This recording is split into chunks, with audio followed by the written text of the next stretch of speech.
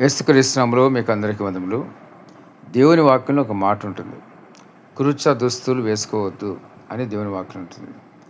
అదేవిధంగా మరి నగలు అంటే ధరించుకోవడంలో దాని గురించి కూడా దేవుని వాక్యంలో ఉంది.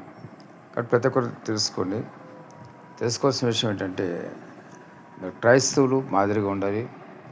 క్రైస్తవులు మరి దేవునికి అంగీకారమైన దుస్తులు వేసుకోవాలి. దుస్తులు ఏదంటే అది వేసుకోకూడదు. ఎందుకంటే దేవుని వాక్యం తేటగా ఉంది. ఇక్కడ కురుచ దుస్తులు, ఈ రోజులు అందరూ ఆడపిల్లలు ఎక్కువగా ఈ షార్ట్స్ అని వేసుకొని తిరుగుతున్నారు చాలామంది. అది మరి సాతానికి సంబంధించింది. అంటే ఆ విధంగా మనం ఇతరులని ఆకర్షించే విధంగా ఉండకూడదు. స్త్రీ ఎప్పుడు కూడా నమ్రతగా మరి చక్కటి మరి దుస్తులు వేసుకోవాలి. అంటే శరీరం అంతా కప్పబడే దుస్తుల్ని వాళ్ళు వేసుకుంటే ఇతరులకు ఆకర్షణ లేకుండా ఉండాలి.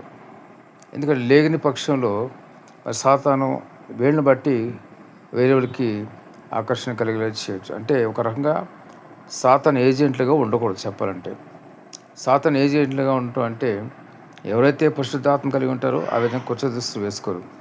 ఎవరైతే పరిశుద్ధాత్మ కలగకుండా ఉంటారో వాడు మాత్రం మరి సాతాను స్వరం వింటారు.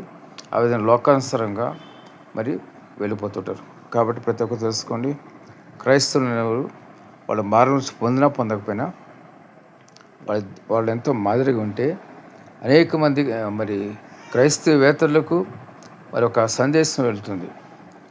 ఒక మాట చెప్తాను వినండి. ఒక విశాఖపట్నంలో ఒక స్త్రీ యొక్క నమ్రత, విధేయత అంతటిని చూసి, మరి ఆ స్త్రీ ఎవరంటే క్రైస్తవురాలు. ఆ స్త్రీని ఎవరు చూశారంటే రోజు బస్సు ఎక్కి వెళ్తున్న కండక్టర్, రోజు ఒక అమ్మాయి ఒకే చోటకి ఎక్కడికి వెళ్తూ ఉండేది, స్కూల్కి కాలేజీకు. ఆ అమ్మాయి యొక్క మరి యొక్క మొత్తం నడవడంతా చూసి ఒక కండక్టర్ దేవుని నమ్ముకున్నాడు. కాబట్టి ప్రతి ఒక్కరు జ్ఞాపకం చేసుకొని మన నడవడి, మన ప్రవర్తన అంతా కూడా దేవునికి ఇష్టమైనది ఉన్నప్పుడు, మరి దేవునితో మరి కలిసి జీవిస్తున్నప్పుడు అనేక మందికి మీ దగ్గర నుంచి సందేశం వెళ్తుంది. అంతేకాదు, మీరు కరపత్ర పంచక్కర్లేదు, వాళ్ళకి నోటితో ఒక మాట చెప్పక్కర్లేదు. ఈ అమ్మాయి ఎవ్వరికి ఏం చెప్పలేదు. ఆమె ఒక రోల్ మోడల్గా, ఒక మాదిరిగా ఉండి ప్రతిదినము బయటికి కాలేజీకి వస్తూ ఉండేది. ఒకే బస్సులో ఒక కండక్టర్ అంతా చూసి దేవుని నమ్ముకున్నాడు. దేవునికి మహిమ కలుగును గాక. ప్రతి ఒక్కరుగా ఆ విధంగా ఉండండి. దేవుడి మాటలకు దీవించి ఆశించును గాక. ఆమేన్.